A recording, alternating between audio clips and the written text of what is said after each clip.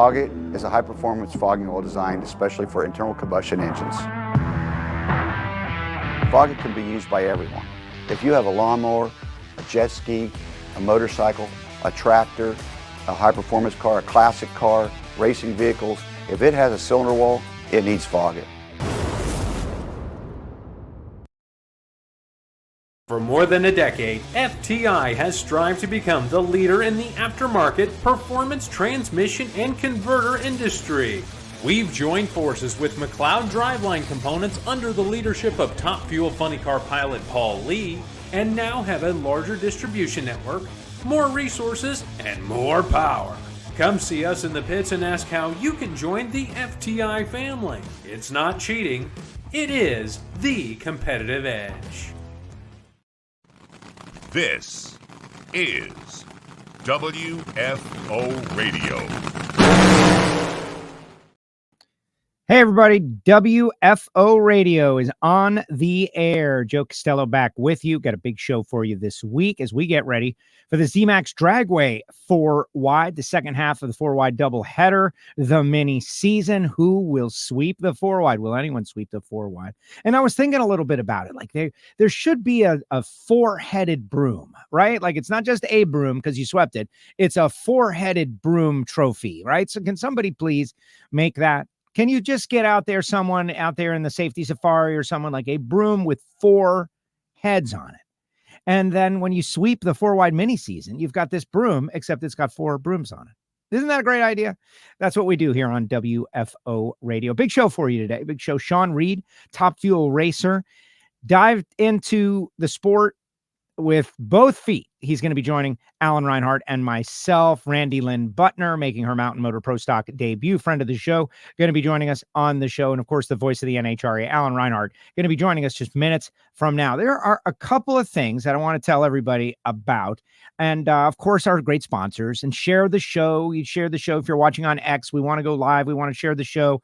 It's been amazing how many new viewers have come through the fact that people can see that we're on live on X immediately. Plus, PowerTube TV has been tremendous. If you're watching out there on PowerTube TV, thank you so much. You can reach out to us on all the social media. And if you're watching in PowerTube in the WFO block, Thursday nights, where we run our WFO shows back to back, welcome to you. And thank you so much for checking out our program. If you love NHRA Drag Racing, this is the place for you. We cover the controversies. We cover it all. You meet the drivers, all that stuff. You get to know it. We've got a lot of people out there in the comment section. We're going to talk a little bit about it, but I'm going to drop a link right now. You can find it on NHRA.com. But one of the things that has made WFO a fun destination for many fans, we've got a great fan base, is that when there's something to like vote on or push for, we try to rally the troops. And that's what we're going to try to do. USA Today has got an online poll for best motorsport event, like the best single event in motorsports. Like, what is it? What could it be? And it's definitely the NHRA US Nationals. That is a no-brainer. It's bigger, it's longer, it's got more cars, more races, not just one style of car, but 20 cars and motorcycles and amazing stuff. So if you love NHRA drag racing and you believe the US Nationals is the most significant motorsport event on the planet, as I do, even though maybe we don't get the love, this is the time. This is how to signal to the folks at USA Today. And I remember USA Today used to cover NHRA drag racing all the time. Yeah, newspapers, right? Who reads the newspapers? A lot of people still read the newspapers, guys. Like Papa Joe, my dad, he reads the paper every day. And he says, Joe, why is NHRA not in the USA Today anymore? What's up with that? They used to cover it all the time. And it's, social media is amazing. And the internet, podcasts, and live streams like this one, they're so great. But I don't know. I still think there's a place for the newspaper. So let's show those folks at USA Today who's got the biggest and best motorsports audience. Let's see how well we can do in the voting, right? And yeah, we're getting on it. We're stacking the deck. We're rallying our troops. We're getting people to vote. You can vote once per day. Get out there and do it.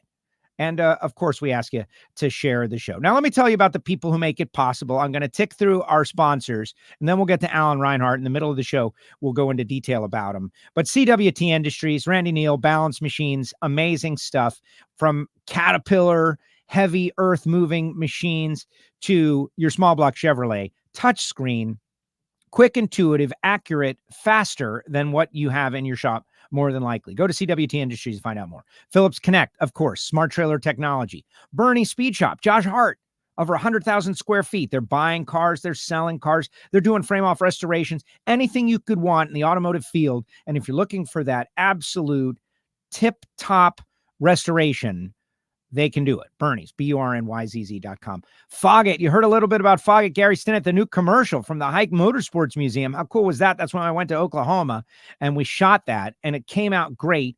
Foggett can be used on anything, but it's designed for your high-performance racing engine. Available at Summit, available on Amazon, available at Foggett.com. FTI Performance Transmissions and Torque Converters, and of course, Total Seal Piston Rings. We'll let you know a little more about Rodax Coffee and Grills.com, Frank Hawley's, and Sam Tech later on in the show. But right now, let's bring on Reinhart. Let's bring on the voice of the NHRA. Alan Reinhart joins us now. Shawn Reed is already down there. He's getting warmed up a little bit. And Shawn Reed, Alan, comes from a universe that you know well, as in drag boat racing. Yeah, he had a ton of success over there, and apparently he just got bored kicking everybody's butt on the water, so decided he needed a new challenge and thought Top Fuel. You know, you just mentioned Frank Hawley. Did you know Frank Hawley's in Las Vegas right now? We're out there doing the dragster adventure in the schools and licensing people. Yep, he walked into the tower on Sunday, getting his stuff set up to do his stuff this week, and so yeah, he's they'll take the show on the road. You know, if you thought to yourself, gee, I'd really like to go to Frank Hawley's school, that's cool, but man, Florida's a long ways away. Check it out. You might find out that he's coming to you. He comes to Tucson pretty regularly as well. I know there's a lot of racetracks that he will go out and tour. You can check his schedule and find out when he's going to be near you. Then you don't have to go to Florida if you don't want to. Well, and I'm so glad you brought this up, Alan, because I think it's a great gift, right? Like you're a drag racer, you love it. The person that you're great friends with, your partner, a couple of buddies, maybe they don't get it, right? Well, the dragster adventure is affordable and they travel around. So you can actually get it as a gift for someone, and it's not like giving them a bill for an expensive trip to Florida. It's like, no, man, you can figure out what's closest and most convenient for you, and Frank comes to you, and they've got that dragster adventure. Like courses were $399 a while back, and now you're driving a dragster and you're feeling that great experience that is impossible, literally impossible to explain. Yeah, and if you want to get a license, you can get a license. They've got a 2-day course where you'll leave there with everything you need to mail into the NHRA for your super comp or super gas license. The only thing I would recommend is when you go to the class, don't go to the same class with Amanda Busick. Right, because she will dominate you. Right, because she will crush everybody like a grape, like she did when I was there. You were dominated by Amanda. Well, she does weigh like 80 pounds or 90 pounds less than me. So, when she's like, hey, look, I got top speed. And we're all going, yeah. There's the excuses coming out. And I did it, I guess, heck, it's been 4 or 5 years ago now, because as much as I've been around racing, and I have raced quite a bit with door cars, but I had never driven a dragster. And that's exactly what I wanted. I just wanted the experience of driving a dragster. So getting in a car that runs, mid-8s, 155 or 60 miles an hour, it ain't top fuel, but when's the last time you were going 155 or 60 miles an hour? And you get the experience. And not only that, but the whole Frank Hawley class, the mental aspect of the game, the physical aspect of the game, there's a lot to it that a lot of people, I think, don't really think about. It's like, okay, yeah, you get in, you hold the steering wheel, you push the gas, right? Well, there's a whole lot more to it than that. And anyway, I thought, even as long as I've been around the sport, I thought it was a fascinating adventure. And I learned a few things from Frank that I put into use still when I'm talking about racing.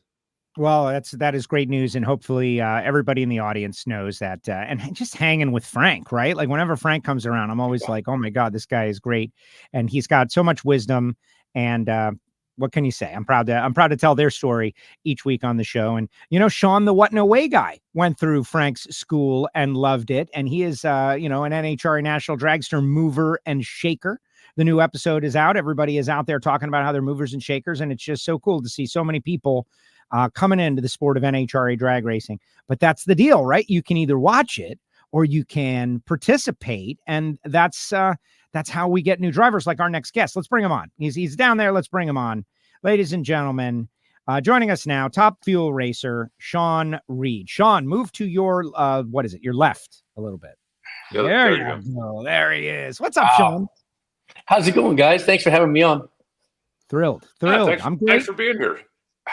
Let me ask you, let's just dive right in. I know that, you drove for the Peyton family. You made some runs down the racetrack. This certainly wasn't virgin territory for you. But as a team owner, as the guy behind the driving force behind the whole thing, as being out here trying to make a full-time run at it, how's it going? I mean, you've 5 races in now, 4 races in. So tell us a little bit about what's run across that you didn't expect and what you've done that, you knew this was coming, but maybe weren't quite ready for it. Yeah, everybody said just add another 0 to what you think, and that's about true. The first 4 races have been really great. I mean, Rob and Ryan and Tuna and the guys, they've been doing awesome. We kind of got, weather hurt down in Gainesville. We went there to make 6 or 8 laps down the track, and it rained on that Tuesday and Wednesday, and we got he got a text message. He's got a text message, and that cut off his Bluetooth. Are you back with us, Shawn? Yeah. You're back with us. Yeah, I'm there. When you get a text message, it cuts off you. Just do that over and over again. If we get cut off, this is the link. Just keep coming back through. There you go. Did, and you'll be a world champion. Yeah, right. Well, I'm popular. Not really. You're very popular. So, the weather hasn't helped us in Gainesville, but we ran pretty good back there, and then I made a few mistakes over in oh my gosh. I made a few mistakes over in Pomona, and I smashed up a throttle cable, and that's what I kind of couldn't get off the line against Josh and Ashley. But hey, our heads are real high, man. The car started to run good in Phoenix. We got a round win, and car ran good in Vegas, and not hurting any parts. And I'm pretty excited about new team. Like I said, I've said it all along. We didn't even have a screwdriver or hammer in December 1. So we've made a long ways, and I'm looking forward to heading to Charlotte tomorrow. I'm excited. I wanted to have you on because Shawn and I had multiple conversations over the last year, and you kind of, shepherded me through your decision-making process of like, we're going to do this. We're going to throw caution to the wind. Can't be half in. Got to build a team. Got to get out there. Got to show everybody that we can do this. And that's how we'll get a sponsor. That's how we'll show the world that we are qualified racers. That took a tremendous leap of faith.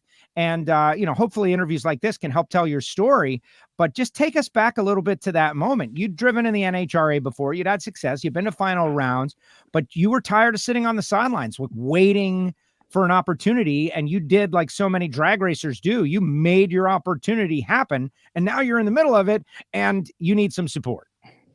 Yeah, we are looking for partners, and just the little things I have picked up with Redline Oil, Matco, Lincoln Welders. I mean, all these guys, the product support that they give me is just awesome. I mean, I couldn't do it without all these little people helping the little people like me.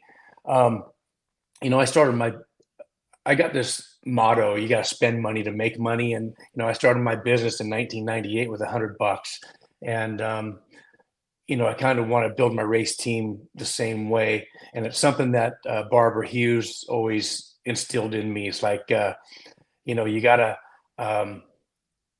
make your own way. Nobody's going to give you anything. So I wanted to put a product out there. We look good, we run good. And hopefully partners will see what we've done, and we're set up for somebody to come in and take us to the next level. Help us get to the next level. Antron Brown and that entire organization has done fabulous for us, and Rob working with Brian Karate and Mark and Brad and Chris, and it's just been pretty dang good so far. I'm really excited about where we are and where we're going. You mentioned Barb Hughes. I know that Hughes Oilfield was with you during your boat racing days. I know they helped you out a few times when you came over here and kind of were sticking your toes in the water. Do you still have that relationship? Well, Barbara and Floyd both passed away in the COVID years, and that's kind of. Sorry, I wasn't aware of that. Yeah, they. So we were. I ran in Pomona and Phoenix of 2020, and COVID hit right in Gainesville that next month, and it pretty much shut down a lot of things, and their company was one of them. They went from a few hundred trucks down to maybe 75 or 80 trucks, and so that was my doomsday there. And then we were just starting to talk about coming back somehow, some way, as probably another rental ride. And then she died of August. She died the day before my birthday, August of 21. And then Floyd passed away about a year later. But I do still talk to Jason once in a while, and the grandson and the nephew took over the business, and it's still around. They're thriving, and I'm working with them right now on maybe some partnering for Ennis at the end of the year. So I still talk to them. They're a great family, man. They've given me so much. And I just met her at a boat race in 2010. I mean, they're wonderful people, wonderful family, wonderful business. And it's just, a little different mindset now. Barbara's really giving. And, the younger generation, not so. I've been there, and now I'm getting older, and I want to try to give. But, I gotta get it to give. So that's what I hope to do in the future is, with this team, is make it a business, and then help. I couldn't get into this thing till I was 50. I hope to give people opportunity, coming up down the road. They would benefit by I'm sorry, I being wasn't aware. I wasn't aware that they'd passed, so I apologize for bringing that up. But thank you. No. It's all good. I wouldn't be here if it wasn't for them. I'll tell you, they taught me a lot about, how to do things. And I remember specifically to exactly Ruidoso, New Mexico. I went down there and asked them for a little bit of money to go car racing. And she says, well, you got a license? And I said, well, no. She goes, well, nothing's going to happen until you get one. And so I dug deep back then and paid Barry Payton and Todd Payton some money to get my license. And I went back about, 4 months later with my license. And she says, well, how much money do you need? And I said, I don't know, about $100,000. She goes, all right. I go, well, I could have used 2. That ended quick. That was 100. So, you should have said 2 though. I'm not real good at asking people for money. Every time I look at my checkbook, I'm like, man, I got to go ask some people for some money. And then when you get right down to it, it's the hardest thing in the world to do. I'm not too good of a salesman on that. So I'm just biting the bullet right now, doing it on my own. But, we've got a few things in the works, and hopefully we could pick something up. And like I said, my platform, NHRA gave me my platform. I've got a platform now to bring somebody in. I'm ready. The other half, I took kind of Justin Ashley's spot on the one side of Antron Brown. So, that hospitality can open up for me anytime I need it. So hopefully that's what we're working to. And how did that one come together? Like that's one you partnered with Antron Brown. There is no better person, personality wise, talent wise, just good human being wise to be near and partnered with and learning from, because he's, speaking of wanting to share his experiences and help the next generation, he seems to have gotten that a little earlier than most do. How did that come together? Well, it really came together when I started talking to Rob Wendland, and there were some rumors about maybe him getting over into a funny car, or Matco wanting a funny car. And so I kind of put it out there like, hey man, I could probably get $1 million put together if, maybe I could drive your dragster and you can get in a funny car. That's how it kind of all happened. And then I soon realized that I probably wasn't going to fit the mold for young, marketable, whatever. So I decided just to, do it my own and go my own way. And, but as I did in boat racing, when I got started, I met somebody and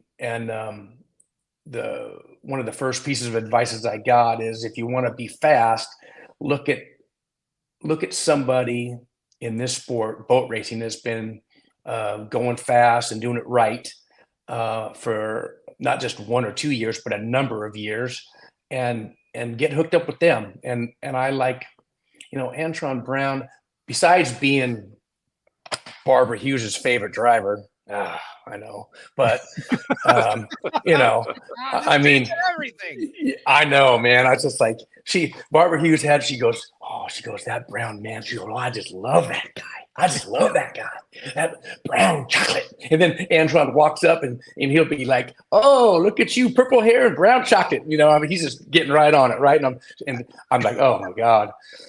It was brutal back then, but Antron she just used to sit in the car, and Antron would come up and talk to her, and she would just be loving this. But anyway, to get back to the AB deal, I just started talking to him. I'm like, man, we should, I'm getting ready to buy a bunch of parts, and I'm talking to Rob Wendland about being my crew chief, and I know Rob and Brian got a relationship, and I'd like to start buying parts that you're buying, because I think it would be a great deal for both of us. I mean, you got the, you got the 2 Capco cars, and you got, you had Proc and Brittany, and now you're going to have Ida and Tony and Leah and Tony Stewart, I thought was going to maybe be a 2-car team. And I'm like, man, I think it's going to take 2 cars and sharing information and, to continually improve. So I thought, man, I'll buy the same parts and pieces if you want to, kind of, tutor me along and help me out. And that's kind of how it all got started. And then it didn't just happen. It took, several months for it to kind of all come together to where we were going to kind of be technically aligned. And, he helped me, get some Matco deals going. And he's just been great, even, I mean, like I said, I've got like 15 runs or 16 runs in 4 years. And, I haven't made any, huge mistakes yet, but I mean, I'm not really stellar on the lights yet. I'm very comfortable in this new car that's been, that built for me. So I'm very comfortable there. I'm just not trying to think too far ahead. I'm not thinking about winning. I'm just thinking about getting the routine down. And then after I do that, everything will start slowing down a little bit for me, but it's fast. Well, obviously you and Antron have got a great relationship. What about the rest of the Nitro field? I mean, have they embraced you as a new owner? Have you, gotten hooked up with somebody that, gee, that guy's a whole lot different than I thought he was on TV one way or the other? Or how has the brotherhood welcomed and embraced you? I was just thinking about that actually last night. I'm like, so Steve Torrance's wife, Natalie, does my social media, and as I became an owner, I people will give you a little bit more respect, I guess, than just, being a rent-a-ride guy, I guess. But, I really do like most everybody in my class. I mean, Justin Ashley, what a great kid. I mean, I'm like, I tease him. I'm like, man, you gotta, if I run 75 and you run 80, I'm probably going to lose. I mean, I don't know how the kid's got super talents. I don't know what he does, but he can hit the throttle before the yellows come on and have a green light. I don't know how he does it, but, I mean, Tony Stewart, I mean, we were in between Phoenix and Vegas, and Tony and Leah, and we were all sitting in the channel in the Havasu talking like the day before we came to Vegas. And he's been great too. I mean, we're both kind of new to the class, and Steve Torrance, I mean, Langdon, I mean, all these guys have been really pretty good. The crew chiefs have been excellent.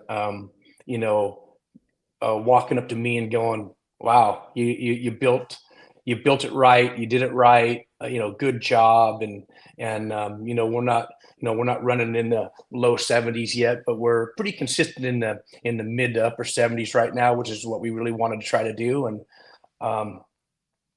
yeah, it's really been pretty good with all the people so far. I mean, just as being a team owner, I kind of really don't even look at myself as a team owner. I kind of, you know, I walk up on the start line. I'm like, I'm looking for somebody to kick me off, you know, like, am I supposed to be here? You know, well, that could happen regardless. Okay. That has happened regardless. Well, I got kicked off of Seattle starting line the other last year. And I'm like, man, this sucks. My own hometown. All right, let me ask you, you know, Rob Wendland, that coming together, and everybody out there, if you're watching on X, if you're watching, share the show, right? Like, you push this guy, Shawn Reed, out there because he's got a great personality. He's a great talent, and more people need to hear from him. Like, I've spoken with him a lot, and I'm learning a lot in this interview. So give us a share out there. We would appreciate it. But Rob Wendland, I always thought Rob is a great guy, genuine character, like, you know, he's got his own stuff going on, but was, in my opinion, the most talented, not full-time crew chief out there, and you remedied that problem. How did you guys come together? And he's shared a lot of information with me, like about your chassis and how the car was built specifically for the hot weather months, and all those things that he learned with Terry McMillan, they're applying to your car. Mm-hmm. He's not eager to just go out there and be a part of it. Like, Rob is trying to turn this thing into something, and I know that is your goal. Yeah, I mean, I'm doing this because I want to win. You know, but I'm racing against the very, very best in the world, you know, and these guys have been doing it for years and stuff. And, you know, and I thought, you know, so far it's like, you know, in Vegas, you know, 87, 85, and cools down to 72 on Sunday. You know, it's the weather hasn't been, I want to get to the hot months, but I think our car will really go pretty good in the heat. Although I think it's going to go pretty fair in the cool weather too. But Rob Wendland, I started talking to him a couple of years ago, and it just, you know, he's been great because he's kind of mentored me along with parts and pieces and things to buy and do for a year and a half. And I didn't give him anything. He was just doing it because, you know, he didn't really know how serious I was. But, you know, once I, you know, collected about $1 million worth of blocks and heads and cranks and stuff, he kind of got on board, like, this is really going to happen. And I left it up to him to find, you know, the crew and how he wanted to do it, whether he wanted fly-in guys or full-time guys. And, you know, it's been pretty good. I've really only been to the race shop 2 or 3 times. I kind of just let them do their thing over there. I got important things to do. I'm here in Missouri. I got my main business back in Washington State, Seattle, Tacoma area. And then, you know, they're over in Indy. So I just try to stay in my little holes and get my work done so I can go racing on weekends. How did you end up in Missouri? I've always known you as a Northwest guy. And when you started doing this on a more full-time basis, it shows your home base being in Missouri. How did that all come together, and how does it work? Well, I got a pretty good guy running my company back in Washington. I still bid all the work, and I still sign every check. So, you know, we have, you know, computer systems these days. I can still see foreman reports and things happening around the company. I monitor it every day. So I still know what's going on in the company. Now, about, you know, 7 or 8 years ago, you know, I met my wife Andrea, and, you know, at a boat race, because her dad Lou Osmond had the Speed Sport Top Fuel Hydro, and so we ended up dating for 5 years. We got married 2 years ago. So since we did this long distance thing for 5 years, and now we built a house in Missouri in Defiance on 3 acres, a nice place, and I got a nice big shop, and I like it. I like it here, except for the humidity. Humidity's terrible. I mean, I've canceled tea times because I wake up in the morning. I mean, like, it's beautiful for 3 days, get a tea time for 8 o'clock in the morning, take a shower, walk out the house. I'm like, nope, I'm not going. I just, no good. Toughen up, man. Come to Miami, see what real humidity is about. No, well, so the problem is this. I put this back to the old boat racing days, getting all suited up, getting ready to get in the capsule. Let me tell you something.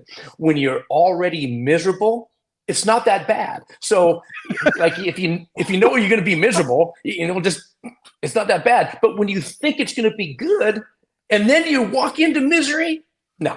All right. And I do call it misery, by the way. It's misery for short for me. Yes, but misery. Anyway, so we got married and so she still has a couple kids. One is in college now, one's going to college, and one little one. So I don't know where we're going to end up in the end, but we do have the place out there in Havasu, and we're just kind of trying to see. But that's how I ended up in Missouri. Is Andrea told me I was coming here.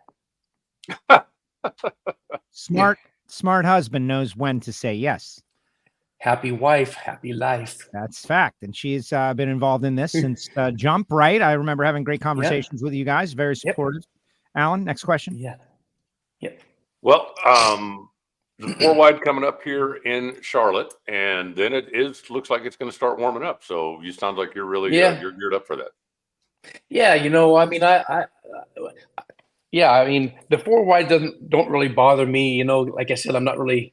I'm just trying not to make any big mistakes on the tree. I'm getting in there, and in fact, I think one time I was like last to stage, and I'm just trying to do the same routine every time. I was hoping to get a round win on in Vegas.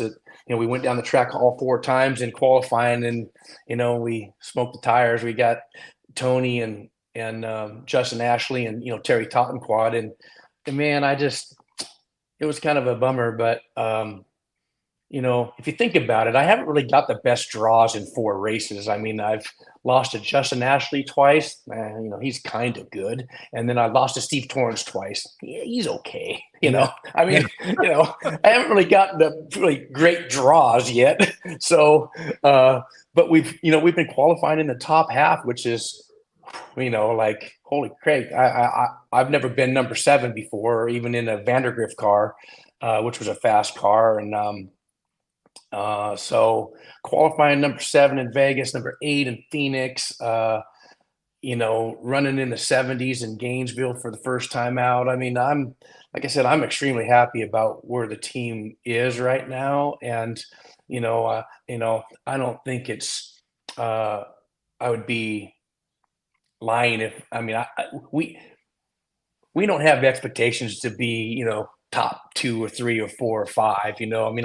I'd like to be in the top 10, get in the top 10, and for the first year I just want to be somebody that has a good car, a good crew, going to go A to B. He's not going to make a lot of mistakes, and if you're going to race us, then if you haze the tires, you might as well just stay out of it and save the parts, because we're out of there. Gotcha. All right. So I reached out to Rob Wendland, right? Like, hey, is there something I should ask Shawn about might give us a little right? And he gave me 2. One that is more serious and one that is definitely not serious. Which would you like to hear? Give me the serious one. Okay. Ask him about his driving credentials, boats, planes, semis, race cars, heavy equipment. Where did you learn to drive all this stuff? Like, he says that maybe the best like driving record of different crafts of anyone. He told me about you guys out on the water in Nevada. And I went and checked out that video, and obviously that is your forte and incredible talent. But how does one acquire all this talent to do all of these things? Well, starts by, putting together an okay business and getting a guy to run it to where I can get out there and play a little bit. But that's why I try not to do a lot of different things, because I tend to fall in love with a lot of stuff. And, I went on vacation. I've always been a boat guy. I've had boats since I used to pull a $30,000 drag boat with a $800 Buick Regal just to get it to the lake, man. I had a 76 Buick Regal. It was maroon in color. Depends. It was like a faded maroon in color. It had like, if you hit a bump in Olympia, Washington, it wouldn't stop bouncing until you got to Portland, Oregon. And I pulled my drag boat with that thing for like 4 years. So, but the plane and the boats and the Havasu house, it's just really where I wanted to be. I like the weather. I like being on the water, and the plane. I went down to Destin, Florida, and my stepdaughter, we went to eat on this little inlet, and they had these little seaplanes coming in there, and so she got a ride in it. She said, "Oh, that was so much fun." And I'm like, so I went over to the guy and you got to have a license for this thing? He goes, "Yeah." And I'm like, all right. So I got back, I checked into it, and kind of like I did in the dragster, like I wasn't sure I was going to do this, but I ordered 10 blocks, 15 cranks, 10 sets of heads, rockers, lifters. And as I was $1 million in, I'm like, well, too late to stop now. Same thing with the plane. I did my research. I found out what plane I wanted. I ordered it, gave him 50 grand, ordered a brand new plane. It was going to take a year to make and build. So I had a year to get my license. And I found out that when you're in your mid 50s and trying to run a business and build a house in Missouri, you don't learn as quick as you should. So it took me a little longer to get my license, but it was, I'm glad I got it now. It's great. You saw the picture, little float plane. I took Rob up around Hoover Dam and took him down the Colorado River and, flying, 5 feet off the water. And it's fun. It's kind of like golf. There's, no matter how bad you shoot, it's just still fun. And it just takes when I'm up there, I do feel like a bird, nothing bothers me. You're floating. Amazing. Yeah.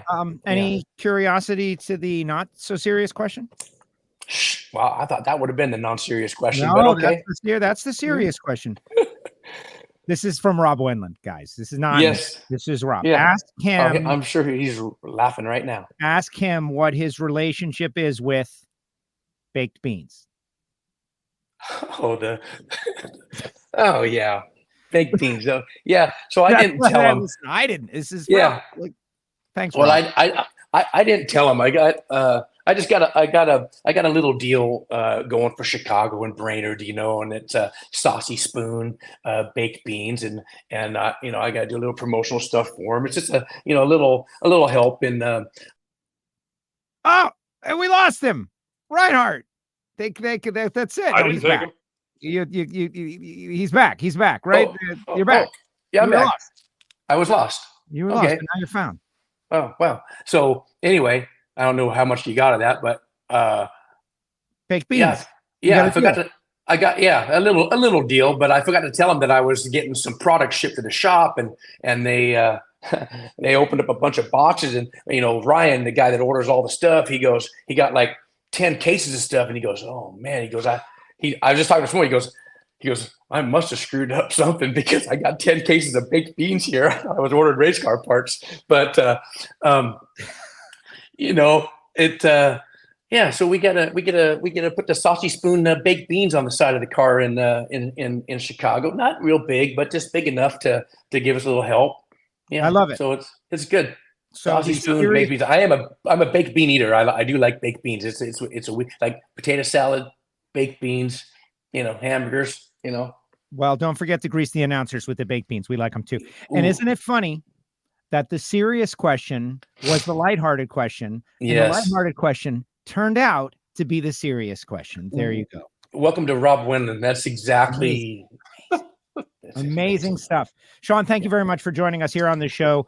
I really appreciate what you're doing. And I love what you said about the other people in the sport, realizing that you took the plunge here, and that shows and signals you're in for NHRA drag racing. You want to help this thing grow. You're in it. You're spending your money. You're taking the plunge. You're, is it wise? Yeah, of course it is. You're going to make it. And we want to help you. And so good luck this weekend. And thanks for coming on WFO. I appreciate it, guys. I'll see you guys probably Friday sometime. I'm going to go golfing Friday morning. There you go. We'll see you. It's right next to the racetrack. You might as well stop by on your way in. It's right there. We'll don't run until 5 o'clock. Launch a couple of I know. Right. Try to get him to the tower. Do it. That's wouldn't be the first or last time. All right. Thanks, guys. I appreciate you. See you, Shawn. There you go, Shawn Reed with us here on WFO. How great was that, Reinhart? Oh my goodness. He's got a little deal coming. He's put it together.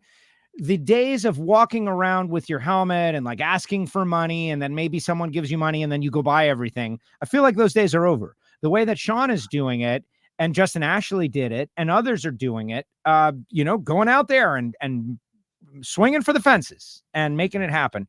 That seems to be the style that's working. It is. And it really comes down to being able to provide value. If you're going to go out and tell somebody, hey, just give me some money so I can go racing, unless you've got some really well-heeled friends that think a lot of you, that's going to be a difficult sell. But if you go to somebody, and it doesn't even have to necessarily be, I think like the Hughes Oilfield Transportation thing is a perfect example. Somebody sitting in the grandstands isn't going to go, oh, hey, I need to call and do business with Hughes Oilfield Transportation. But when we go to Texas, if they put together a program with the hospitality over there, splitting with Antron, where Hughes can bring their customers and their people out for a day at the races, that now justifies the investment that's going on out there. And there's a lot of that, that I've heard from fans, over the years. When it first started, it was kind of an eyebrow raiser, and then it's gotten bigger and bigger. And there's a lot of fans that are like, oh, geez, all the room with all this stuff. We just want race cars. We don't care about the rest of this stuff. Well, the rest of that stuff is what pays for the race cars. Cruz Pedregon has Snap-on dealers come out. They have Snap-on VIPs come out. That pays for the program. When a guy on a tool truck can say, hey, buy this box or do this deal, and we'll get you, you'll have a VIP experience, or you go into a drawing, you do something, that drives business. And so that's what all that trackside stuff is. The Levi Ran Chop thing is another perfect example. I don't know that there were 5 people sitting in the grandstands over the course of the years that saw that on the side of Tim Wilkerson's car and said, hey, I need to call Dick Levi to take over my stuff. But the company was big enough and it was spread wide enough around the country that they could bring customers out for a day at the races. And it's, hey, if you do business with us, this is one of your rewards, right? I mean, it's a weekend getaway, it's a whatever, and that makes business sense. That's the way you've got to go out and sell it. So, there's a lot of different connections you're trying to make. There are certainly people out there that are hoping the name gets seen, and the name, the old shotgun marketing thing, right? If you put the name here and here and here and here and here and here and here, then when a guy walks into the store, he'll go, oh, that name's familiar, and he'll buy that. Or you can do a B2B thing, or you can do, there's a lot of different ways that people not only justify spending the money in NHRA, but get their return on investment in NHRA. And the fact that we have trackside hospitality, the fact that we have open access, the fact that a guy can walk up to Josh Hart's trailer and say, hey, I've got a CDL. I've been driving trucks for 10 years. I'm not happy with where I am. I'm looking for something. And the R&L people can say, come in, sit down. Let's talk about this. Let's see what there is. Those kind of relationships are next to impossible to do any place other than NHRA. That's a big part of what drives our business and what drives our sponsors.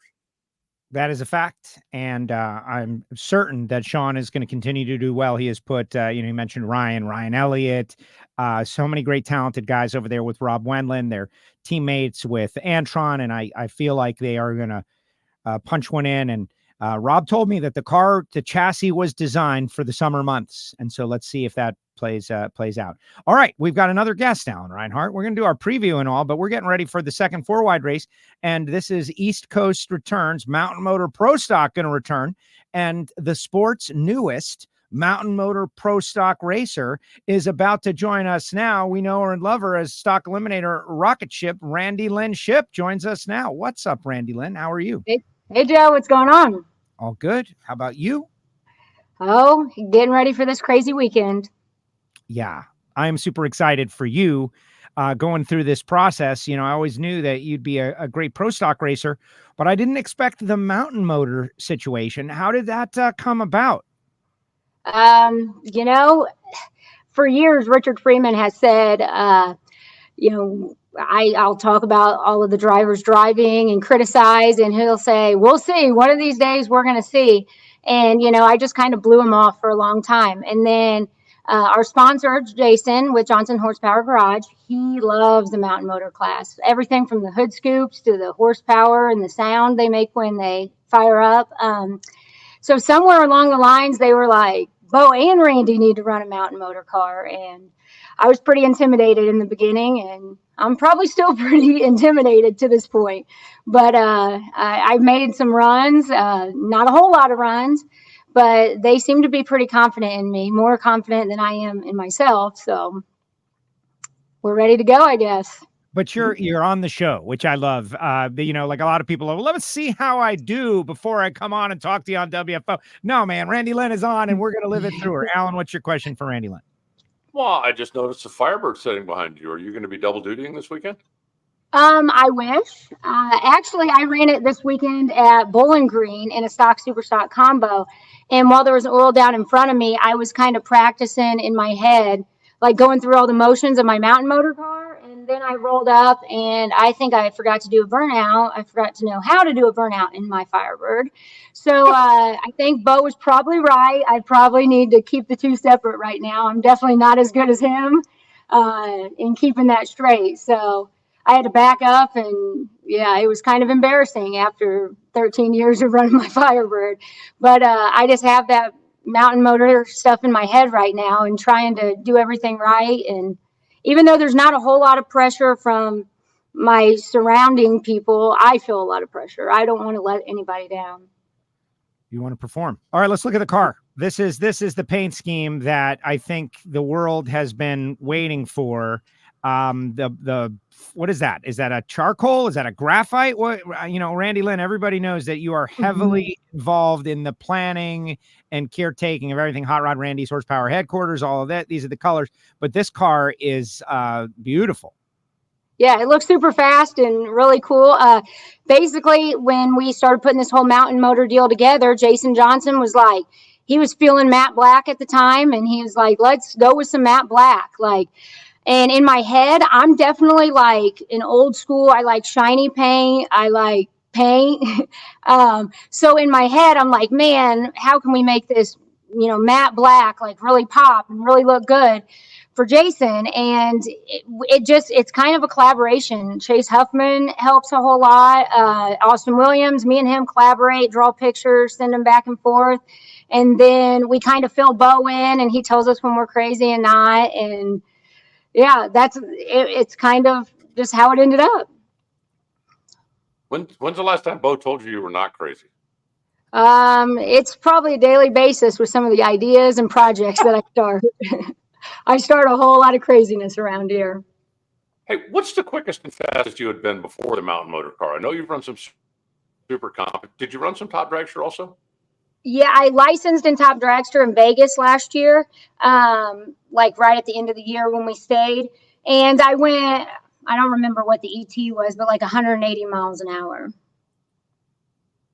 So way different than the 220 that I'm going in a door car, in club. Different wheelbase also. Yeah. Well, and in a mountain motor car with the engine right in front of you, when you fire it up, you have an animal that you have to control. And in a dragster, it's behind you. Like you don't have that same feeling in a dragster. It's going to go straight, like it's lined out. It's, not that it's easy, but you have a game plan. The mountain motor car, I told my sister after my first run, when I shook, that it was a lot like Mario Kart in real life. And I still kind of feel like that when you shake. You're like, oh crap, here we go. That's awesome. Yeah. All right, guys, share the show out there. Well, Those of you watching, share the show. I just wanted to mention that Randi Lyn Snyder is out there. Says, good luck to you, Randi Lyn, and great to meet you this past weekend. You're bringing your own fan base to WFO. Yeah, I hope so. We hope, we're all in this together. So when WFO grows, we all grow. So true. Alan, go ahead. I'm sorry. Well, you're definitely a lot busier in a mountain motor car. Is it the first time you've driven a clutch car in competition? Yes. I have drove very little stick cars ever. We put a Tremec in my 69 Camaro for a little while. And it was not real good. One, because it's been tubbed and stuff, but I always hated going up hills. Other than that, my brother had a Mazda. We called the Maserati. And Scott Lamar taught me how to drive Zippy years ago. His little trailer car that had a stick in it. And other than that, I had no real experience in a stick. Driving, definitely not any kind of race car, even though I've always wanted to put one in the Firebird and learn. So in the beginning of this mountain motor deal, that's what I kept saying was, well, I'm going to do it to show them I can do it. And if nothing else comes out of it, Bo will know we can put a stick in the Firebird and I can take 100 pounds out. But I kind of made a run and pulled second gear. And then I kept going, even though I was supposed to push the clutch in because the lights kept coming on. So I made my first run and I was like, I might like this. Well, that's the whole thing. The watching you, stock eliminator racer that's out there on a regular basis. And we know you've done some super gas and super comp and you're able to turn on wind lights, but get this opportunity to jump in a thoroughbred 2000 horsepower mountain motor pro stock car and have these experiences and then relay them to us. Like that is incredible. So tell us about the first time you went to the Stripe. I know you got a little racing in with PDRA a couple of weeks ago. When was that? But when you were able to just lay into it and go to the Stripe and throw in the chutes, all of those things that are like normal fare for people that are doing this on a regular basis, you are going through that. Walk us through it. Yeah, well, going into this, I had never threw the chutes before. That was something that definitely scared me. And everywhere we had went, I had done some burnouts over the winter, but nothing really panned out for me to go ahead and go up there and launch. I went through all the motions. I got everything ready. But when it came time for it, either weather was bad, track wasn't good enough. So we hadn't made any runs. I was very intimidated going into the Drag Illustrated, the Pro Mod race. And I pull up there to make my first run where I knew I was going to launch. And I look over and see like Ricky Smith's on the guardrail and they're checking the track for their stuff later on. And I was super scared to screw up. Like, please don't take the tree out with Ricky Smith watching. He's kind of a legend in that stuff. And that's probably my biggest fear was taking the tree out right then. But once I got up there and staged, and our plan was like, try to pull second, try to pull third, like see how it goes and push the clutch in. But in all honesty, when I first took off, it's kind of an oh crap moment. Like, you don't have time to catch your breath, and the light kept coming on, and somewhere along the line, I forgot what gear I was in. So I went all the way to fifth. And like I said, I had never pulled the chutes before. And I knew what I should about go. And that's about what my dragster goes in the eighth. So I was like, oh, it'll be fine. I don't need to pull the chute right here. I probably should have, but I got it stopped okay. And from then on, they convinced me that it's a whole lot easier when you pull the chute. And there was really nothing to it. I don't know what I was scared about there. Launching was a whole heck of a lot worse.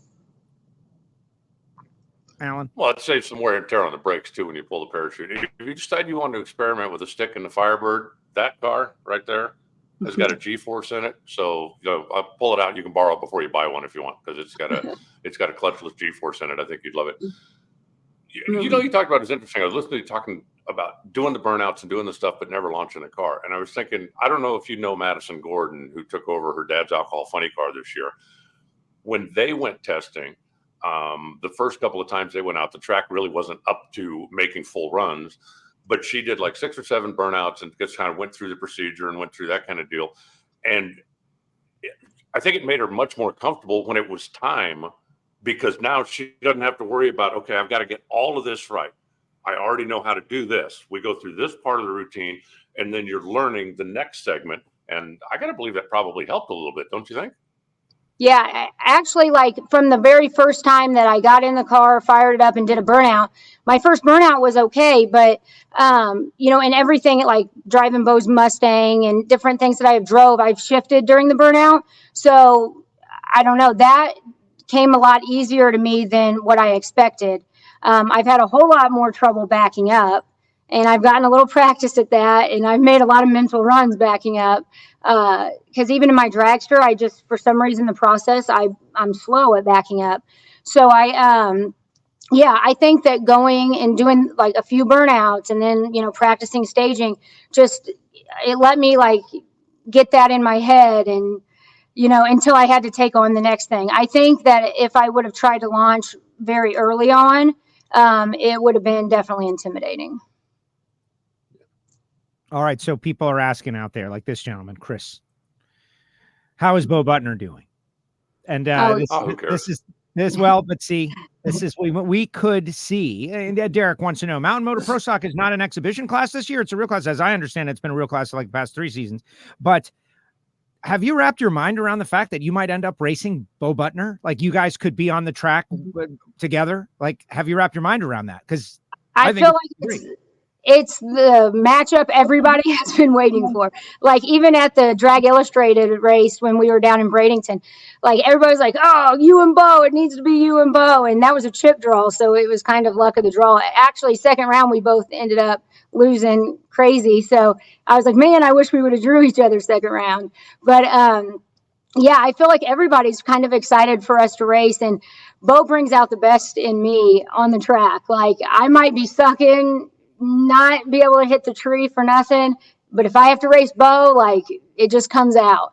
And yeah, I think that it would be very exciting. It's good for the class, it's good camaraderie, and there's a whole lot of crazy personalities in mountain motor. So I really hope that this year that gets seen, and there's somebody for everybody in the class. If you want to root, if you're like the crazy John Force person, like there's a couple of those, that you never know what they're going to say on the mic. And then there's, a couple of the good old guys, the country boys. There's a couple of the New Yorkers so I feel like the whole class as a group, there's a whole lot of personality and a whole lot of excitement that can come from it. Do you remember what happened the last time you and Bo raced? Just coming to the top of my head, like when was the last time you two raced each other? I think I know. It was Chicago, and I think I was like 00 something and took 00 on him, and yeah. But that one worked out in my favor. But I have a whole lot of races in Stock Eliminator where I was very good and Bo was better, and those always eat at you. Alan. Yeah, I figure if you do a good job and the other guy does a better job, that's one thing. It always bothers me when I lose because I suck. But for people who don't know you or don't follow, we keep seeing behind you the boar's nest sign. Do you want to tell that story? Well, basically, Bo, everybody in his family is named Jim, Jimmy, James, and people that knew him in school and stuff knew him as Jimmy. Or little Jim. And, he, one day his grandma was babysitting him and he was watching Dukes of Hazzard, and he said, I don't want to be Jim or Jimmy. And she's like, well, what do you want me to call you? And he said, I want to be Bo, like Bo Duke. And it stuck with him his whole life. That's how he got the nickname. That's why we did the Halloween. And pretty much like when we were building this shop, it's out behind our car lot. I was like, well, it has to be Dukes of Hazzard themed. Like our slot car track that's in the background, that's called Hazard County Dragway, and we have a boar's nest. And now my next idea is I want to build a real life like Cooter's Garage with an apartment over it. But that's one of my crazy ideas that's on hold right now. I support it. I support the idea. 12 cars entered, 8 cars qualify. It's going to be a fight out there at zMAX Dragway. And I'm very excited to see how you do. Randi Lyn, thank you for joining us on the show. I appreciate it. This is something we've all been looking forward to, but I think we all also would love to see you in 500 cubic inch Pro Stock at some point. Is that floating out there in the ether? I guess you really never know. A year ago, like I never thought I could fly an airplane or drive a mountain motor car. I was perfectly happy being stock eliminator Randy. That's what I always call it. I love stock. I'll advocate for it till the day I die. I think it's the coolest class out there. But the mountain motor stuff and the pro stock stuff, like, it seeps deep down into my roots. I came from Whiteland, Indiana, where Bob Glidden is from. So I've been a big pro stock fan my entire life. And, every sportsman racer dreams of running pro stock. Like, it's all about pro stock, shifting gears and that feeling. And I will say, I never 100% like, I thought maybe this opportunity would come, but I never was one that was like, oh, it has to happen. I won't be complete if that doesn't happen. Because, I've done very well in my stocker and I really like it. But now that the opportunity has came and I haven't sucked yet at it, I like that feeling of being on edge a little bit, and you don't really know what it's going to do and having to be perfect. So if Richard Freeman and, the guys over there think that I can handle it, and you never know. You really never know. Oh, I would love to see it. I would love to see it. Randi Lyn, good luck to you this weekend. We'll see you out there. zMAX Dragway 4 wide. Hopefully everybody's going to come out and watch this or at home on NHRA.tv. Either way, it is going to be great. Thank you for spending a little time with us here on WFO Radio. Thank you for having me. All right. Bye, guys. See you this weekend. There she goes, Randi Lyn. How cool is that, Alan Reinhart? Randi Lyn, Mountain Motor Pro Stock. I'm a traditional Pro Stock person. I like them both, but she's like sounding really good. Like, I really like her attitude going into this. Oh, I don't care. I just want to know if I could borrow the stocker. If it's just that's what it's all. You're not a Pontiac guy, Alan. And look, see, the gods, they just zapped you for daring to suggest such a thing. He got like a text message. The internet gods said, no, Reinhart, you do not get to drive Randi Lyn's Firebird. You may not. No, you're a Ford person and you do not get to drive it. And the internet gods just zapped him just like that. Just like that. Wow. All right, guys, put your comments in the comment section. Reinhart's going to be back in a second. Randi Lyn, amazing. Shawn Reed, amazing. Got some big things going on here in the WFO universe. I want to, like, the car. Like, look at that. It is just tremendous. And look, they've even got a shirt that they're got at Hot Rod Randy's Horsepower headquarters. So it is going to be great. But I do want to tell everybody about a couple of things that are going on in the WFO universe. We talked a little bit about Frank Hawley's Drag Racing School, talked a little bit about samtech.edu, the School of Automotive Machinists and Technology. The next generation of machinists, where are they coming from? samtech.edu. And my great friend Marvin Rodak, rodakscoffeeandgrills.com. Hot sauces and spice rubs. Like, if you're one of those coffee people, go to Rodak's website. Check it out. But he does business the old-fashioned way. You call him and you order, and he roasts the coffee for you, how you want it. 817-924-6821. If you don't know what you want, he'll give you a little bit of an education, and it is great stuff. Also want to tell you a little bit about CWT Industries, the balance machines that are just making money for the people who have them. All supporters of WFO Radio, the folks at Foggett, on board with WFO. Project Pontiac is advancing. Great stuff. And I got a couple questions I want to ask you a little later on in the show. But look who's back. Yeah, they zapped you. The gods of the internet decided to zap Reinhart for daring suggest he would be driving Randi Lyn's Stalker. No, I was just going to ask if it was just sitting there. I mean, you don't want to see it rust, right? So and if I was driving it, the chances of it wearing out are probably pretty thin, right? Because I'm not going to be Dan Fletcher, right? You remember, you might not even know this story. It was so far ahead of your time. Dan Fletcher went to Columbus and won the race. And so instead of going back to work, he's like, you know what? I just won the race. I made some money. I'm going to go to Denver. So he went to Denver and he won. Well, now, you're 1,500 or 1,800 miles from home. And do you want to go all the way back home, or, San Francisco just right over there, right? And you're in Denver, you're going to coast down the mountain. So he went there and he won. And then once you're in Sonoma, it'd be stupid to go back to New York and not go to Seattle. So he went to Seattle and he won. And then he went home and quit his job. But when he was in Seattle, he's like, yeah, the motor was supposed to be freshened up like 15 runs ago. But when I left the house, I wasn't thinking you're going to go win 4 races in a row and just keep beating the snot out of this thing. So the good news for Randi is, the chances of me wearing it out are pretty slim, because I don't see that happening.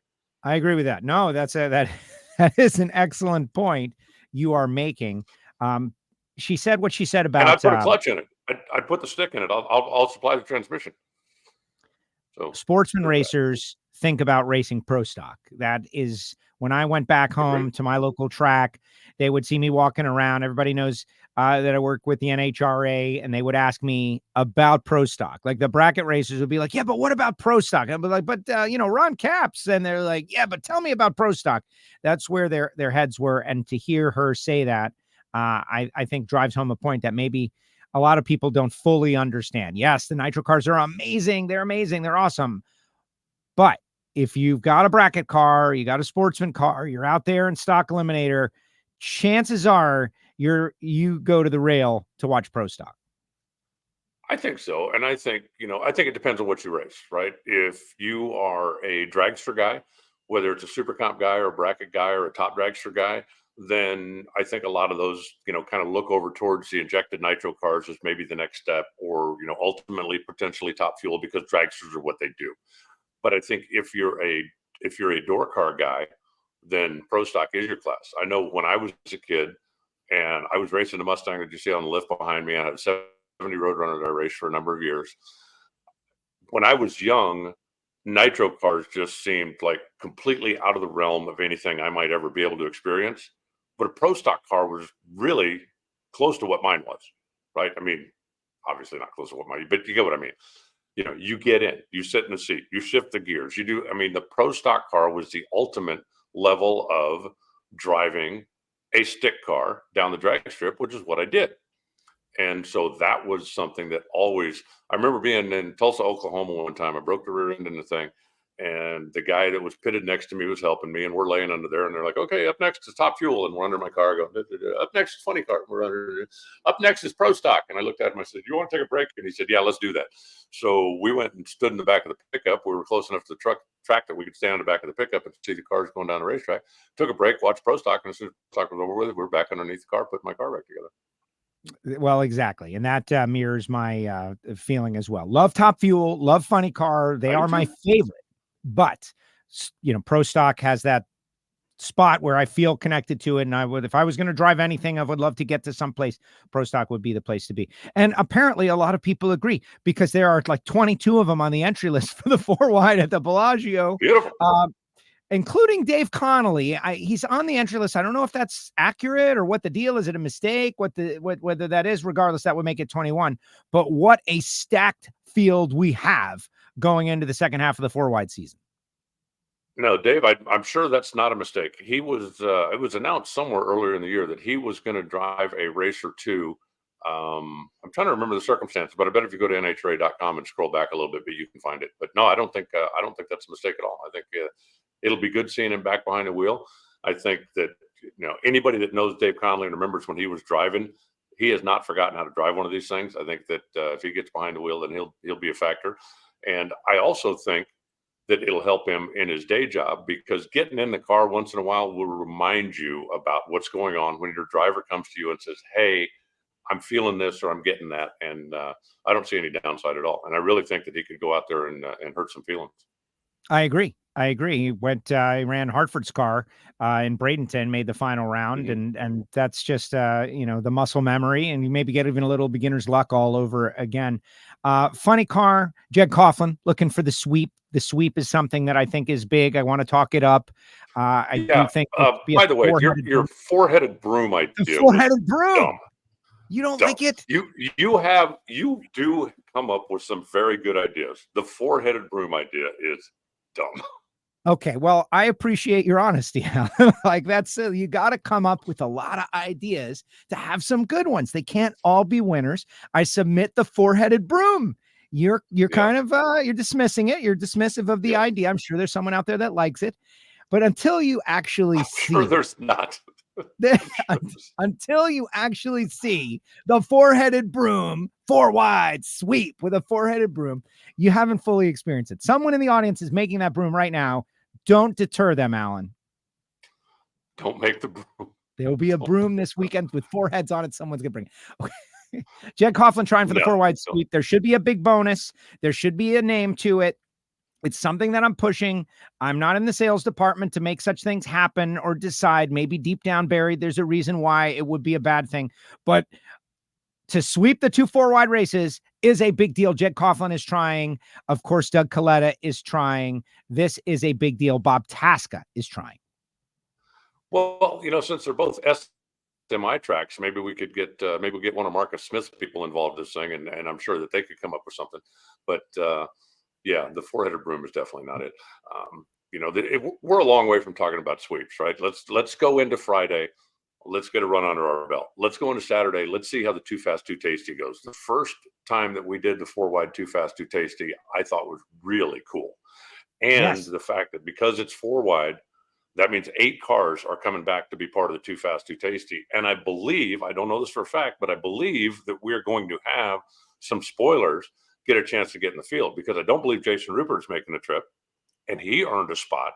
So we've got a chance, for potentially an upset winner, if you'd want to call it that, right? Somebody that didn't qualify but got in as an alternate, which are allowed in the Too Fast, Too Tasty. I think that's going to be a pretty exciting race, and that's one that I'm really looking forward to. And then we'll start talking about the sweep on Sunday. Now, absolutely, if Jeg Coughlin, because he did win the Too Fast, Too Tasty last week, if he wins the Too Fast, Too Tasty again, then you can really start talking about a sweep. And then he becomes the top taco again, right? Like that was the Austin. There's another idea that was thrown out there. That was Todd Rogers from Goodyear, though. I did not come up with top taco, but I like it a lot. I liked when Daniel Wilkerson called it the Chimichanga Challenge. I think, anything that's got the Mexican food theme to go along with our friends at Mission, sign me up for that, but not a 4-headed broom. Okay. Got it. Well, listen. All right, like we can put it. We now are to because I did veto baby the hatchlings. I came at you with the hatchlings pretty hard, and now you don't like the 4-headed broom. So it's bound to happen, right? It's bound to happen. We're not going to agree. Hey, did you see Tasca? Did you happen to hear Tasca on the show last week? I asked him a question about poking it in the final, right? Because Austin had mentioned that he had gone in deep like John Force, and Tasca was very ready for the question and had a deep response, which everyone is welcome to go back into the archive on YouTube and like and click the bell and share and all of those things. We put it out. We put part of it out on social where he's talking a little bit about how it's an old school driver thing versus a new school driver thing. And I can do whatever the heck I want to do on the starting line. Did you happen to hear that? He was very animated. I didn't hear it. I was in Vegas all last week when we finished up more of the Winter Nationals and then ran the double divisional with 600 cars up there. So I didn't get a whole lot of chance to catch up on most of my internet stuff. But I agree with Bob. I think there's no lane choice in the final round.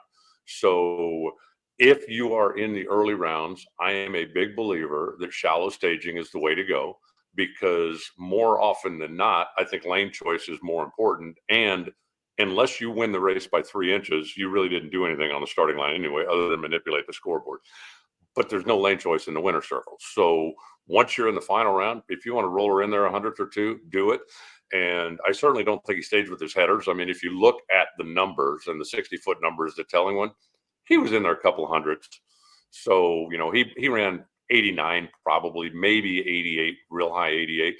But, I think, especially in the final round, there's no downside to taking every advantage you want. And if I'm him, I'm doing it. And if somebody wants to call me out on it, I don't care. I'm still doing it. Yeah. And in this case, it could be argued that it got him the win, right? Triple hole shot by a couple of inches. He plugged it in a little deep and got the job done. It was his response. And I encourage everyone. Of course, I want you all to listen to the show and subscribe and click the bell and share the show and grow the audience. PowerTube TV. Everybody knows that. That's my motivation. But we do these interviews, and every once in a while, someone drops a little, knowledge, a little science, and it's important for everyone to go back and check. So if you didn't see Bob last week, just fast forward to Bob. Bob was great, although Doug Kalitta was great too. And all the Kalitta Motorsports cars have been able to score a win now, and we're 5 races in. That's amazing, the turnaround that has happened at Kalitta Motorsports, and Doug Kalitta getting on the board in his championship season. Yeah, it's pretty impressive what they're doing up there in Michigan right now. They just seem like, everything's clicking. And aside from some personnel changes, it's not like they got new cars. It's not like they got new parts. It's not like they made some personnel changes. and it looks like they got the chemistry in the right place right now, and everything's doing, as you would hope it to do if you are the team owner or if you are one of the employees of Kalitta Motorsports. Right now, they've got it going. But I'll tell you something else, going back to the deep stage thing, and I don't think you can rattle Austin Prock. Okay, this isn't pointed at him. Don't come with me like, oh, Reinhart said. But I can tell you this, Joe, if I'm racing you and I know there's something that bothers you, I'm doing it every time. Every time. Because if I can get you thinking about something other than the tree, then I think that's an advantage for me. And I think, I don't think Austin was necessarily bothered by anything other than they called it a triple hole shot, when if Bob stages naturally and wins the race anyway, then his scoreboard says 89. But I think, Austin was speaking his mind and Bob was speaking his right back, and I'm good with both of those. Yes. Exactly. Well, Austin, you keep saying what you want, and Bob, talk to us like the way you talk to us like that, because you've earned the right to do that, and Sure. People will listen, and then we will watch. We will watch. You know what? All right. If I won the race and everybody else is mad at me because I won the race, I'll deal with that. Exactly. All right. So a couple of things. I need you to give us a recap of Las Vegas as best as you can. There's been racing all around, like Nick Lancier's talking about his dad winning his first Wally in Vegas in class, which is a big, big deal. You're not going to believe this, but Bill Satchel says he likes the four-headed broom, Reinhart. Ha ha. There's one. It's not me. Bill It's Satchel. What's that a name you made up? Is that a name you made up, Joe? He's on the screen. Well, you put me on full screen. Were you there in the background going, new account for Bill Satchel. I love the broom. He's all caps too. He likes it a lot. Caps and broom. All right, give us I want to finish by the bottom of the hour so that the Life's a Drag guys, who are having a very special guest on this week, can get some of the audience so we can grow their show a little bit. But give us a four-wide the breakdown from the divisional race out there at Las Vegas. Well, it was a really, really, really busy week. And if I was going to run down for you everybody who won, we wouldn't make the bottom of the hour and you'd be late to Life's a Drag. But with finishing up a number of classes from the Pomona event, we've now finished up everything from the Lucas Oil Winter Nationals, except Alcohol Dragster, which will concluded later on in the year. But getting those all finished up was pretty cool. And then we had a double divisional with 600 plus cars. A couple of things that stand out. The Cody Lane, the Hancock and Lane car in Comp Eliminator, and Ryan Pretty. It seemed like they were like punching each other out in the final round, race after race after race. So they both had very good and very satisfying points weekends. The Weber family had a really good weekend. Chad Weber won the Winter Nationals and won the first race, and then Bill Weber won the second race. So there's a whole lot more trophies that are headed back to Sherway Machine in Kingman, Arizona. And overall, it was just a really good, really clean race. Nobody really tore up any equipment. Nobody crashed. Nothing bad happened. We had some pretty good weather. It was a little breezy a couple of days, which is just typical for Vegas. But 600 cars, finished Pomona, ran 2 complete races, and we're out of there before the sun went down on Sunday. It was really a team effort by everybody involved, but it was tremendous. And I love that race, and as much as I love the one at the end of the year when you've got 700 or 800 cars there and everybody's vying for that last little move in the championship. If you're a big sportsman racing fan, stay an extra week in Vegas and check it out. But it was just a great weekend all around. Jeff Foster and his staff do such a great job out there, and it was a fun race. It's simple as that. And okay, I'm getting all kinds. Like Blake also likes the four-headed broom. Jim Essex sent me a photo of a four-headed broom, and since I've seen the photo, I like the idea less. That's like, look at that. That's not what I'm thinking about. Mine is more of a contraption with it's all crazy. Something out of Wizard of Oz, four-headed broom. But in the we're trending, four-headed broom. But I want to share a big piece of great information that came out of Silver Dollar. Sue Morris of Dave and Sue Morris. Sue is the co-host of the Ignition Show.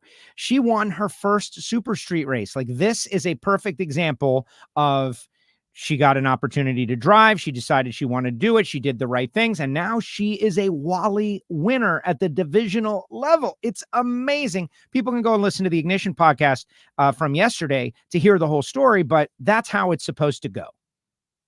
No, I love it. And, for everybody who aspires to be in a nitro car, everybody who aspires to be in a pro stock car, I guarantee you there's 100 people out there that are aspiring to be in a super street car or in a stock eliminator car. If you go to the races and watch, or if you go to the races as a crewman, or if you go to the bracket races, but you don't have a car that would fit into a natural NHRA class, making the move, getting the opportunity is a big deal, and winning your first Wally is a big deal.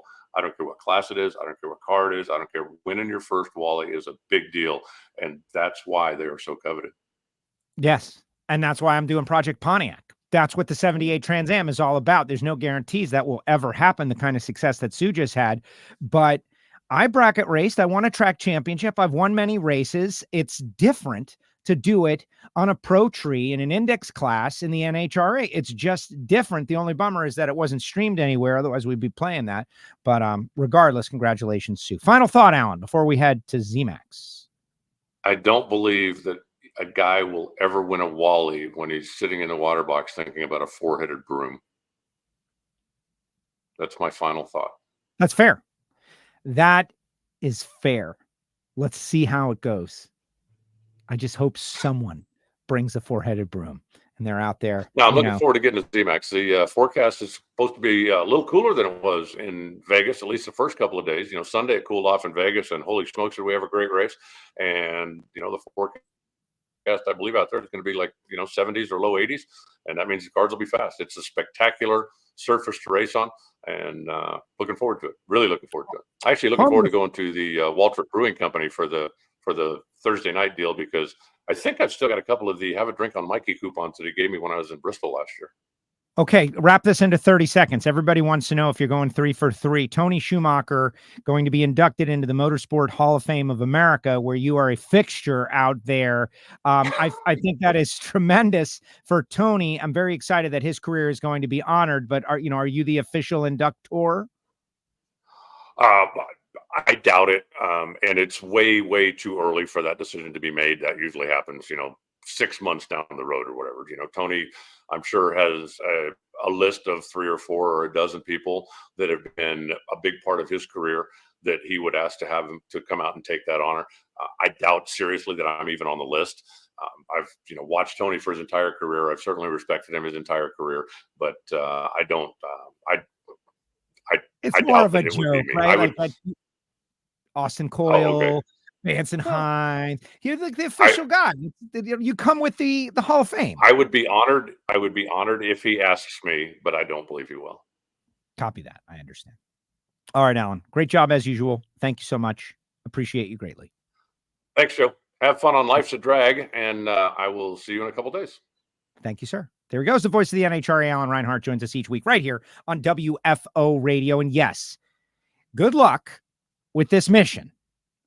But when this show ends, you can go over to the Life's a Drag account, and their show will begin, and I will be on there with those gentlemen, Jason Galvin and Jason Logan. And what are they going to ask me about? I have no idea. But we're going to tackle many great topics, and I'm sure it will be very fun. And, maybe some of this audience can go over there and be a part of that, and you guys could like it, but then go right immediately back to the archive and listen to the Ignition show. A couple of things. Patreons. You guys are getting new content today. Hear it from Heiner, the Pro Stock Show. Really great stuff. We're going to delve into all the intake manifold rules that just came down. Hear it from Heiner. But this next one is even more importantly. It's about tomorrow's show. Tomorrow's show, 12 noon Eastern time. I expect it to be a very insider kind of thing. Lonnie Grimm, NHRA's National Tech Director, is going to join us on the show for Ask the Tech Director.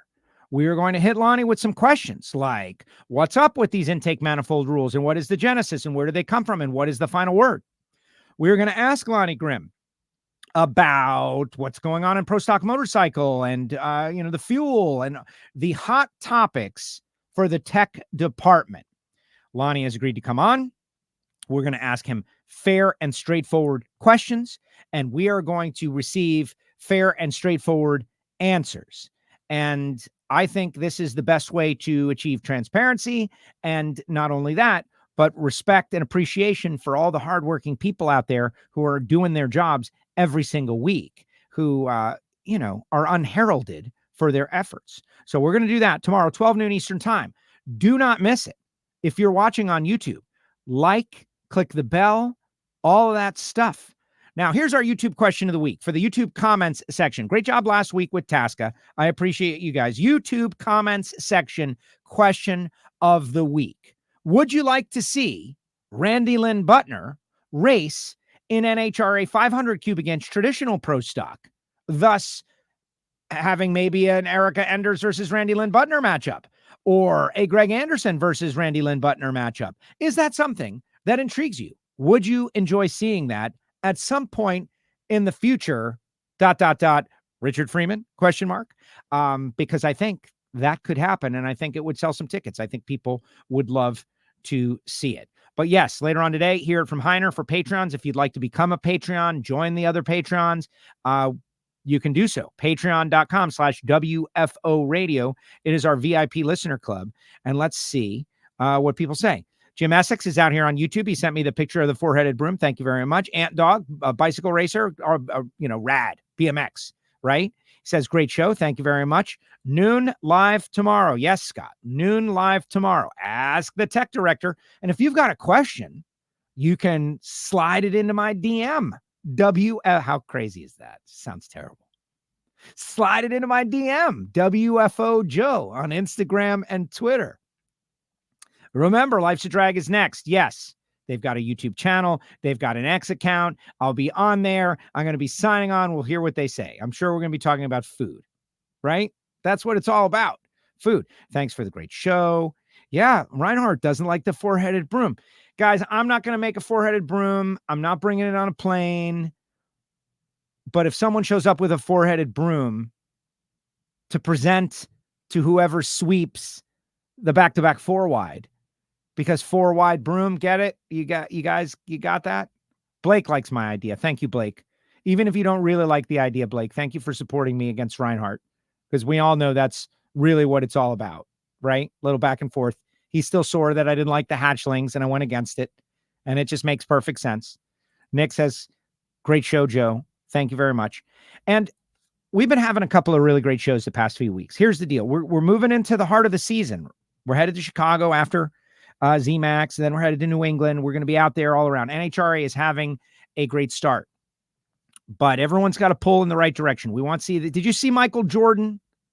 Did you see after the NASCAR race at Talladega, Michael Jordan was in attendance for his very first win, like his win. The team had won, but he had never been there. Denny Hamlin was saying how he was bad luck and all that. This guy, one of the greatest competitors in world history, says that auto racing fills the void for him. Now, he happens to be NASCAR racing, right? But there are so many people that would love to be involved in our sport. As a sponsor for Shawn Reed, as a sponsor, as a team owner, there's just so many things out there that can help grow our sport of NHRA drag racing. And we all need to push it or pull it or invite new people or wear our gear, wearing your NHRA shirt, cool gear out into public when you're not surrounded by NHRA friends or fans. And they're like, well, what is that? And be like, oh, it's professional drag racing. This is the Major League Baseball of drag racing. This is the pinnacle of competition in drag racing. That works. It brings in new people, and our sport is growing. It has grown, and it's probably, I know the classic days with 60, pro stockers were amazing and 64 funny cars, but the level playing field of competition where Shawn Reed can go out there this weekend after we had that great interview and he could win this race. That is amazing. It's never been like this before. And it's just something that I really think we should appreciate and push and talk to people about and tell them about and encourage them to come out to zMAX Dragway or wherever we happen to be on a regular basis. And the tour is moving on. We're on our way. And it is going to be great. And shows like this one, I'm asking you to please subscribe.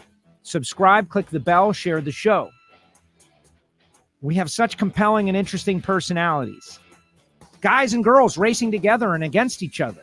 There's nothing like it in the world. There's nothing like it in the world. We haven't caught up with John Force since his big win. We got to do that in the coming weeks. A little break between zMAX and Chicago. And so we'll try to get Force on there. Let's see what this guy says. Butch, Your shows have great inside information. Thank you. The Bob Tasca interview. Guys, go listen to Bob Tasca on YouTube after Life's a Drag, because I'm going to be on with those guys here in a few minutes. Let's see. I practically wear my racing shirts, half of my wardrobe. Yes, I think that is great. YouTube question of the week in the YouTube comments, not the live chat.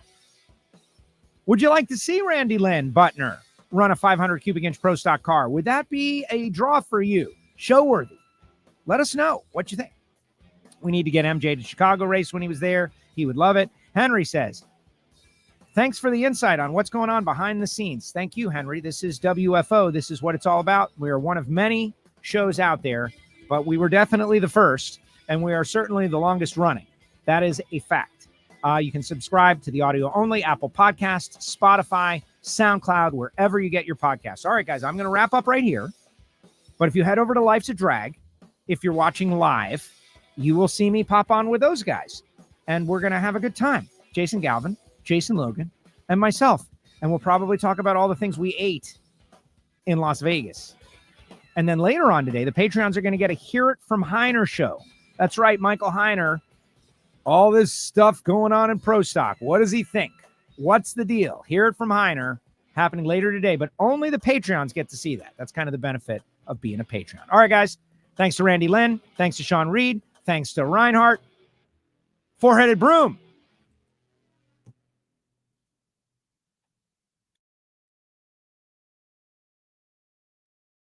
Like this show? Want more? Then head to WatchPTTV.com, the new 100% free PowerTube TV streaming network. Home of the best classic and new motorsports racing and build shows on the web.